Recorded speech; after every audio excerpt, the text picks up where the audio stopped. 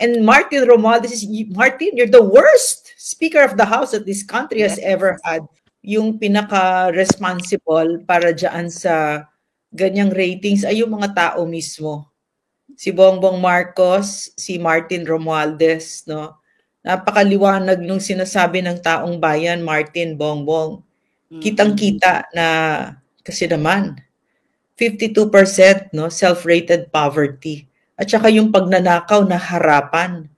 Kahit nga yung hindi harapan, alam naman namin kung ano nangyayari dyan. Talagang you are really the worst president this country has ever had.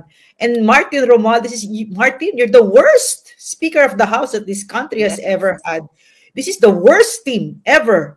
Pinakasakim, ganid sa kapangyarihan. Nakakahiya kayo.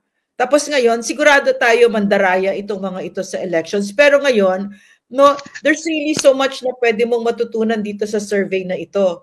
Totoo yung sinasabi ng mga greatest minds, di ba? Sila Rousseau, Locke, Hobbes, Machiavelli. Power is with the people. Yung mga tanga dyan, no, dyan sa Marcos team na yan, na nalasing-lasing sa kapangyarihan, no? Katulad na para bang walang kinabukasan, parang hindi magtatapos ito, no? Parang walang hangganan, 'di ba? Ang dami ninyong inape, ang dami ninyong sinaktan, ang dami ninyong buhay na sinira at dami talagang buhay na pumangit dahil sa inyo. Nang kakapal ng mga mukha ninyo, hindi kayo nagsisilbi ng maayos sa Pilipino. Ngayon nakuha ninyo kung ano yung sinasabi nila ngayon. Kilalang-kilala na nila talaga kayo at saka in other words, kinukuha na nila yung kapangyarihan na yan.